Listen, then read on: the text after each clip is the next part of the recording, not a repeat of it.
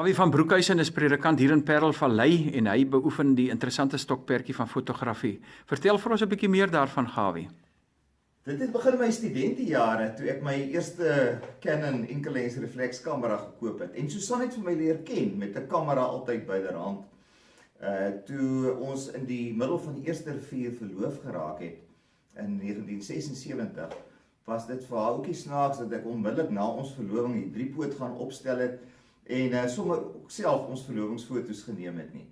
As ek aan kort moet sê hoekom fotografie vir my so besonder is dit omdat dit in die eerste plek unieke onthou-oomblikke vas lê. Selfs 'n natuurtoneel wat vanaf verskillende plekke of vanuit dieselfde plek geneem word op verskillende tye, kan soms radikaal verskil, soos hierdie twee foto's illustreer. Die eerste foto wat geneem is vanuit Parelberg hier in die herfs en dan 'n lentefoto vanaf presies dieselfde plek.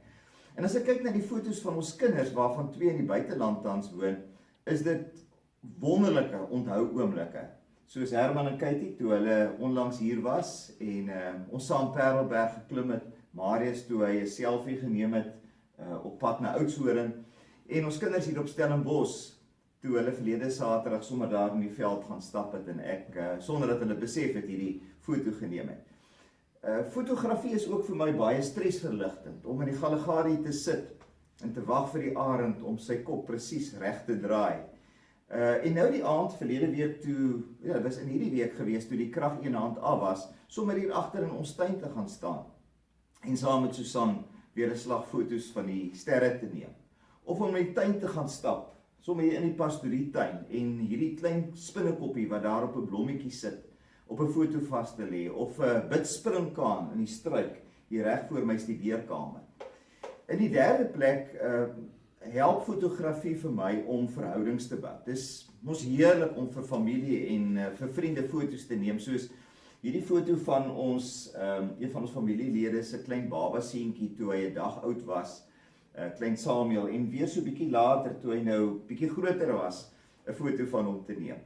Of soos my kollega en sy gesin wat die vrymoedigheid het om te vra, Gawie, kan jy gou 'n paar foto's kom neem asseblief? Kan jy my dogters is 'n slag by mekaar, kom neem gou vir hulle af, of kan jy daar kom help met matriekafskeid foto's, of pre-wedding foto's van vriende se kinders, en later dan sommer ook betrokke te wees by hulle troue en die troufoto's te neem.